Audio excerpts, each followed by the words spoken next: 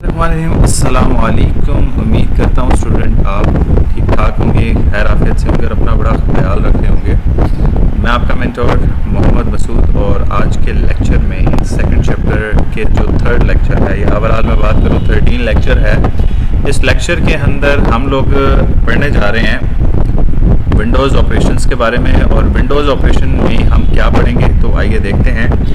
तो हम लोग पढ़ेंगे फाइल क्या होती है, फोल्डर, सब फोल्डर क्या होते हैं, लाइब्रेरीज क्या होती हैं, डॉक्यूमेंट्स, पिक्चर्स, म्यूज़िक, वीडियोस वगैरह। और इसके अलावा हम फोल्डर व्यू के बारे में पढ़ेंगे, एक्सप्लोरर के ज़रिए फ़ाइल को कैसे ओपन करते हैं इस चीज़ के बारे में पढ़ेंगे, फ़ाइल को डिलीट कैसे की जाती है और एक्सप्लोरर के ज़रिए फोल्डर्स के अंदर से फाइल्स को कैसे डिलीट किया जाता है, उसके बाद वापस उसको रीस्टोर कैसे किया जाता है, ये चीज़ें। और सर्च फैसिलिटी के बारे में पढ़ेंगे कि हम अपनी फ़ाइल को कैसे सर्च आउट कर सकते हैं अगर हमें ये मालूम ना हो कि हमारी फ़ाइल इस वक्त किस लोकेशन पर या किस ड्राइव में या किस मेमोरी लोकेशन पर मौजूद है। तो इसको देखने के लिए हम इस्तेमाल करेंगे सर्च फैसिलिटी को। उसके बाद हम लोग आर्शीव फाइल को पढ़ेंगे, रार फाइल क्या होती है, जिप फाइल क्या होती है, इस चीज़ के बारे में हम पढ़ेंगे।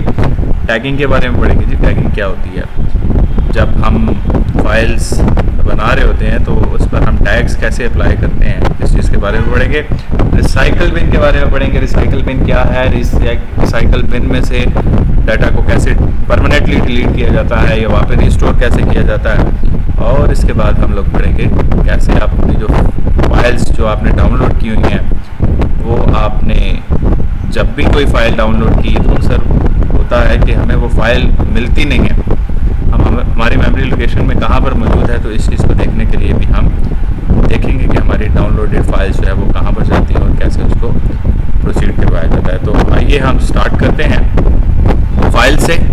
तो हम यहाँ पर देखते हैं कि हमें जो हमारी बुक है वो ये कह रही है कि file are the stored content, for example images, text, music. File कोई भी हो सकती है, फाइल हमारे पास कोई भी डाटा कंटेंट होता है। डाटा कंटेंट आपको पता है किसी भी फॉर्म में हो सकता है। वो डाटा कंटेंट जो है वो आपके पास कोई इमेज हो सकती है, वो डाटा कंटेंट आपके पास कोई ग्राफिक हो सकती है, कोई तस्वीर हो सकती है, कोई रिकॉर्डिंग हो सकती है, कोई म्यूज़िक हो सकता है, कोई वीडियो हो सकती है। तो फाइल जो है वो सिंगल डाटा कंटेंट को कहा जाता है जो हमारे पास मौजूद होता है, और किसी भी मेमोरी लोकेशन पे वो हमारे पास मौजूद हो सकता है। वो कहते हैं जो हमारे पास जो स्पेसिफिक फाइल्स है ना, इनकी टाइप्स जो है वो कुछ ऐसे होता है कि यहाँ पर वो कहता है the specific type of file we encounter in this syllabus Microsoft Word, document, Excel और पावर पॉइंट। तो कहता है कि हम इस सिलेबस में जो पढ़ने वाले हैं वो फाइल्स हैं हमारे पास MS वर्ड की है, पावर पॉइंट की फाइल्स हैं और प्रेजेंटेशन की फाइल्स हैं, ठीक है। और वो कहता है कि जी हम जब भी फाइल्स को बनाते हैं तो उसका नाम भी होता है और उसके आइकन्स भी होते हैं। तो फाइल जो है कोई फाइल का आइकन और नेम को रिप्रेजेंट कर रही होती है, तो किसी भी फाइल का नाम तो ज़रूरी होता है। खैर इसके बाद हम देखते हैं, वो कहता है कि व्हाट इज़ फोल्डर। कहता है folder are computer version of filing cabinet that is used to storing computer files.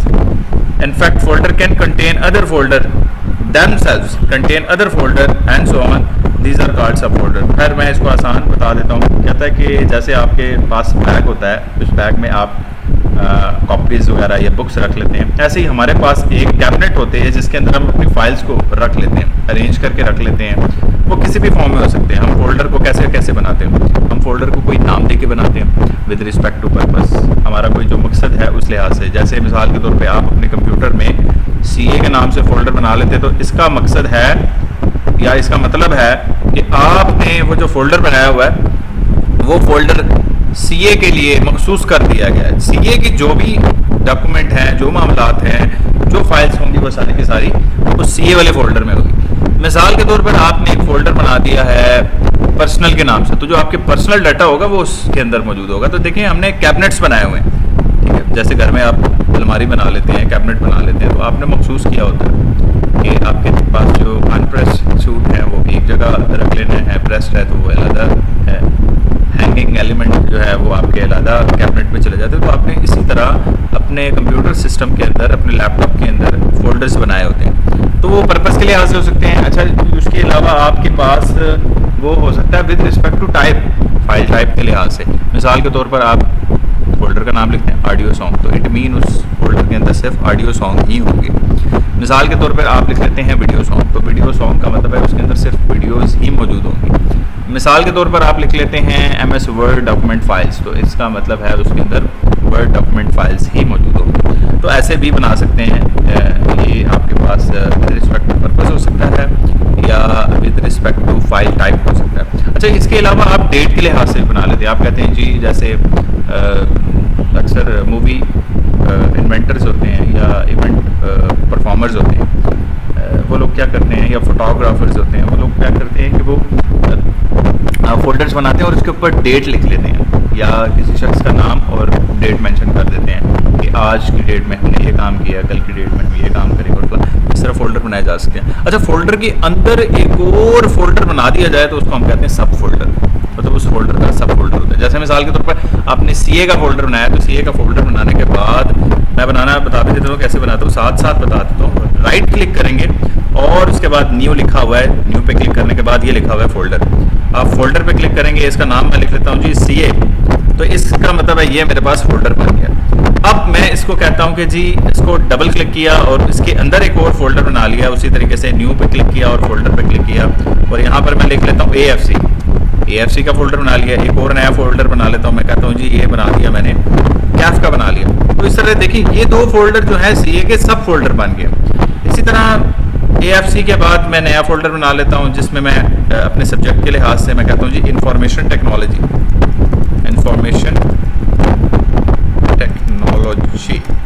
तो मैंने एक फोल्डर ये बना लिया। अच्छा, उसके बाद मैं एक नया और फोल्डर बना लेता हूँ जिसको मैं कहता हूँ QMS का फोल्डर आ गया। उसके बाद मैं एक और बना लेता हूँ बिजनेस कम्युनिकेशन का फोल्डर आ गया, ठीक है। तो बिजनेस कम्युनिकेशन के बाद आप जो है एक और फोल्डर बना लेते हैं, उसको आप कह देते हैं कि ये वो मेरे पास जो है फंक्शनल इंग्लिश का फोल्डर है। तो इस तरह देखिए हमने फोल्डर बना लिया। अब फोल्डर बनाने के बाद मैं कहता हूँ जी बिजनेस कम्युनिकेशन का जो डाटा कंटेंट है वो इस फोल्डर के अंदर रख लो, IT का जो डाटा कंटेंट है वो इसके अंदर रख लो, ठीक है, और QMS का जो डाटा कंटेंट है वो इसके अंदर रख लो। तो इसका मतलब है ये फोल्डर है और इसके आगे ये सब फोल्डर्स बनाए जा रहे हैं। समझ आ गई। फोल्डर के आइकन को भी आप चेंज कर सकते हैं, राइट क्लिक करें, प्रॉपर्टीज़ पे जाएं, अच्छा, और कस्टमाइज़ पे जाके यहाँ से आप फोल्डर के आइकन को भी चेंज कर सकते हैं। मिसाल के तौर पे मैं कहता हूँ जी बिजनेस कम्युनिकेशन का फोल्डर इस आइकन के मुताबिक हो, अप्लाई करूँगा तो ये देखें आप आइकन मेरे पास चेंज हो गया। तो उम्मीद करता हूँ आप लोगों को समझ आ रही होगी। अच्छा, इसके बाद हमारे पास जो नेक्स्ट है वो कहता है लाइब्रेरी क्या होता है। अच्छा, ये लाइब्रेरी की जहाँ तक बात है तो लाइब्रेरी हमारे पास वो कहता है library is virtual folder which you can link other folder और files, it allow you to group all similar to file type in the searchable location. अच्छा, मैं आपको आसान अल्फाज में या आसान लफ्ज़ों में बताऊं तो लाइब्रेरी हमारे पास कलेक्शन ऑफ डाटा होता है जहाँ पर हम डाटा का कलेक्शन करते हैं। वो कोई भी टाइप हो सकती है। अब जैसे मिसाल के तौर पर आप बुक्स लाइब्रेरी की तरफ जाते हैं तो आप वहाँ पर आपके पास बुक्स की कलेक्शन होती है। अगर आप इस्लामिक लाइब्रेरी की बात करते हैं तो इट मीन वहाँ पर इस्लामिक कंटेंट मौजूद होगा। अगर आप वेस्टर्न लाइब्रेरी की बात करते हैं वहाँ पर वेस्टर्न कंटेंट मौजूद होगा। तो वो कंटेंट किसी भी फॉर्म में हो सकता है, वो वीडियो कंटेंट हो सकता है, वो ऑडियो कंटेंट हो सकता है, वो टेक्सचुअल कंटेंट हो सकता है। तो कहने का मतलब ये है कि यहाँ पर जो हमारे पास विंडोज़ में लाइब्रेरी होती है वो कहता है इस लाइब्रेरी के अंदर 4 फोल्डर होते हैं। एक होता है डॉक्यूमेंट जिसमें हमारे पास एक्सेल, पावरपॉइंट और वर्ड की फाइल मौजूद होंगी।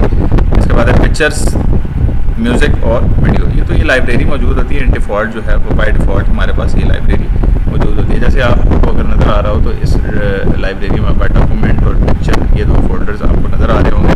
तो ये हमारे पास लाइब्रेरी का हिस्सा है।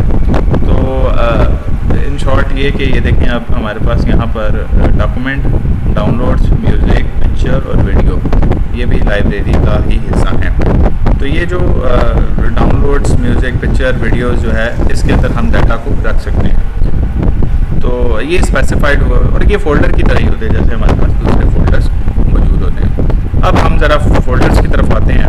तो फ़ोल्डर व्यू क्या है और ओपनिंग फाइल्स यूजिंग एक्सप्लोरर क्या है, फाइल्स को डिलीट कैसे किया जाता है एक्सप्लोरर के ज़रिए। अच्छा, सर्च फैसिलिटी जो है वो क्या है, आर्शीव फाइल क्या है, यूजिंग टैग्स, रिसाइकलिंग और डाउनलोडेड फाइल्स क्या है। तो स्टूडेंट इसके बाद हम लोग चलते हैं नेक्स्ट फ़ोल्डर व्यू की तरफ। तो हम ये देखें फ़ोल्डर व्यू जब ओपन करते हैं ये हमारे पास जब हम इस फोल्डर को ओपन करते हैं तो ये जो आपको विंडो स्क्रीन नज़र आ रही है इसको हम एक्सप्लोरर कहते हैं। इस एक्सप्लोरर में है क्या, इस एक्सप्लोरर में हमारे पास जो फोल्डर व्यू है वो हम देख लेते हैं। ये तो आपके पास ये देखें लिस्ट के लिहाज से जो है नज़र आ रहा है, जिस पर हमारे पास डेट, टाइप और साइज़ वगैरह मेंशन है। जब आप व्यू पे क्लिक करेंगे तो इस फोल्डर को आप एक्स्ट्रा व्यू आइकन देख सकते हैं, इसको स्मॉल आइकन सेट कर सकते हैं, इसको टाइल्स के लिहाज से सेट कर सकते हैं, कुछ ऐसे सेट हो जाएगी।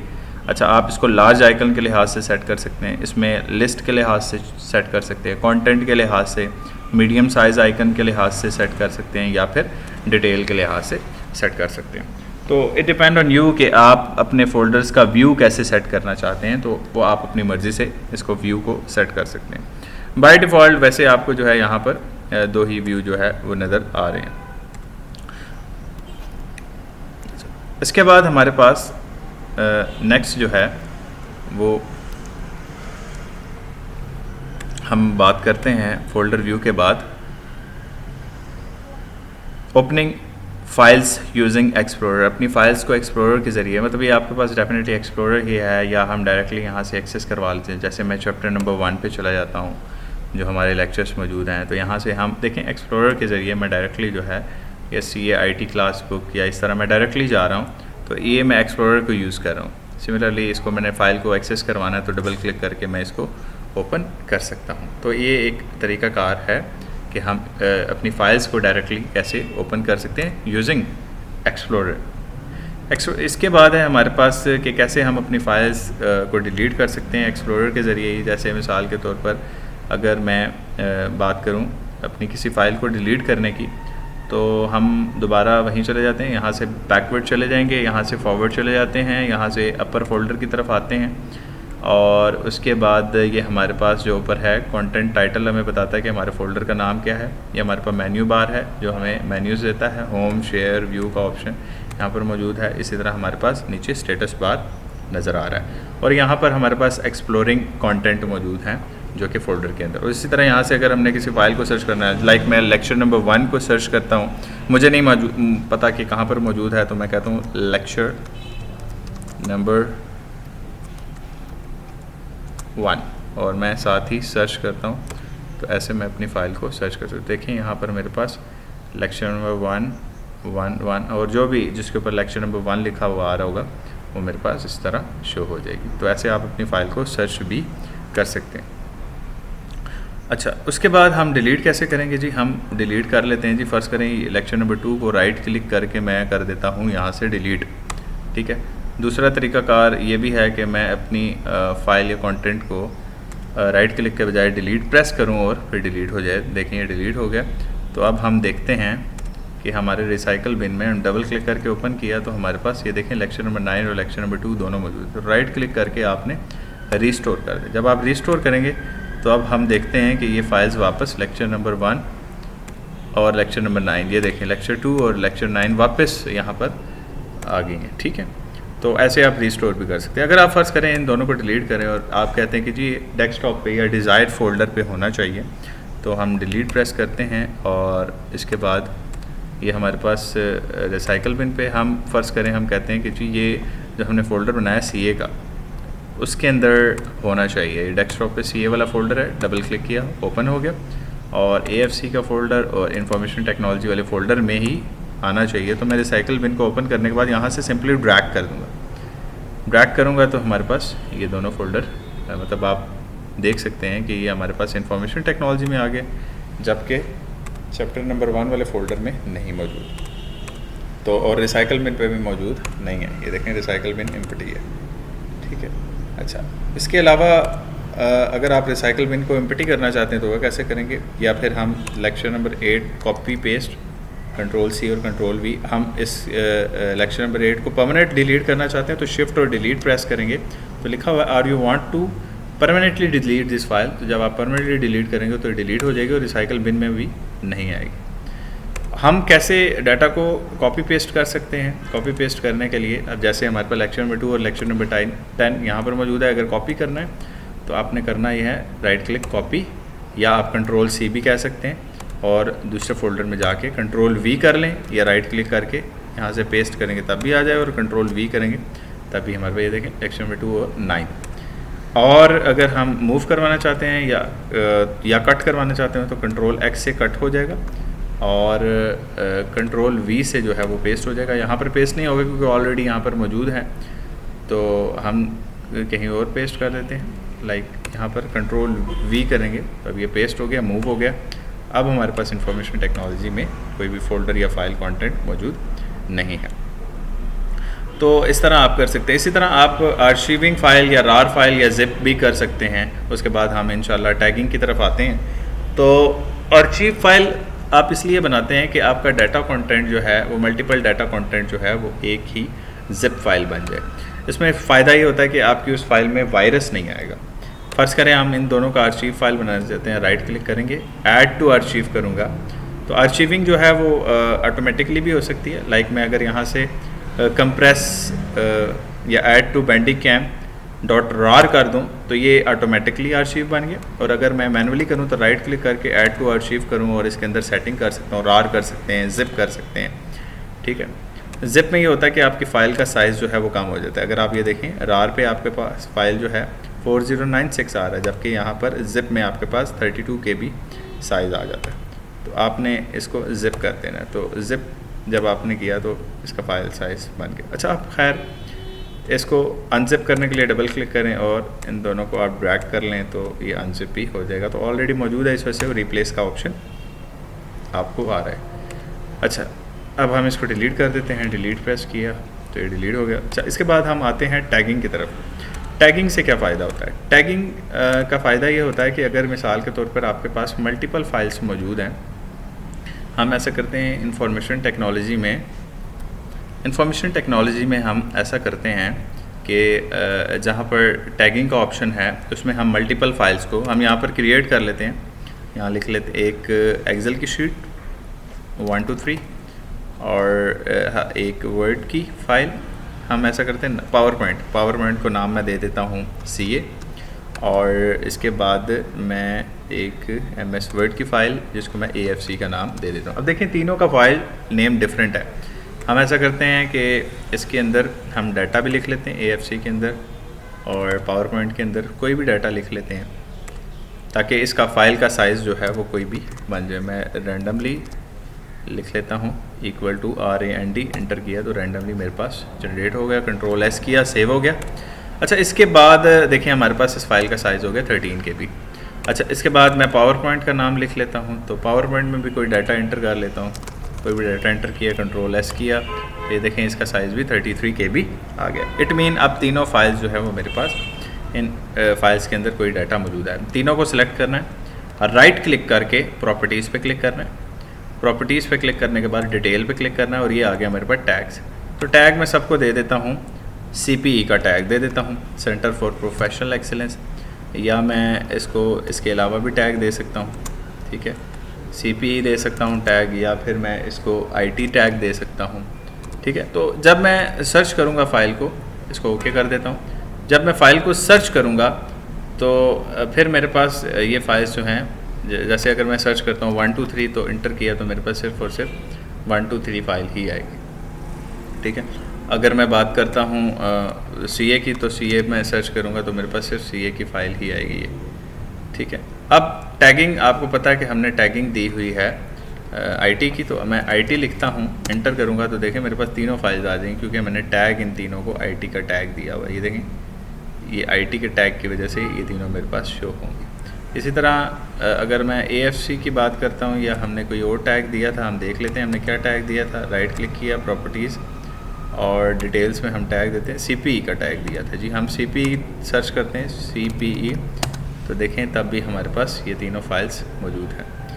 तो स्टूडेंट, उम्मीद करता हूँ आप लोगों को समझ आया होगा टैगिंग के बारे में। रिसाइकल बिन के बारे में मैं आपको बता चुका हूँ, सर्च फैसिलिटी भी बता चुका हूँ और डाउनलोडेड फाइल्स रह गए जिसको मैं आपको बताता हूँ। डाउनलोडेड फाइल्स जो है वो आपने कैसे तलाश करनी है, आपने फ़ाइल पे क्लिक कर, स्टार्ट पे क्लिक करना है और ये एरो डाउन में डाउनलोड्स पे आपने जब क्लिक करेंगे तो आपके पास डाउनलोड्स में डाउनलोडिंग फ़ोल्डर या डाउनलोड का फ़ोल्डर जो आ जाएगा, या आपने फॉर एग्जांपल विंडोज़ एक्सप्लोरर को डबल क्लिक करना है और यहाँ पर आपके पास डाउनलोड्स लिखा हुआ आ रहा है, इस पर क्लिक करेंगे तो तभी आपके पास ये डाउनलोड फोल्डर है जहाँ पर आप वीडियोस जो है या जो भी डाटा कंटेंट जो डाउनलोड करते हैं वो आपके पास यहाँ पर आ जाता है। इसी के साथ आपका चैप्टर नंबर 2 जो है वो कंप्लीट हो चुका है। इंशाल्लाह चैप्टर नंबर 3 जो है वो हम कल स्टार्ट करेंगे।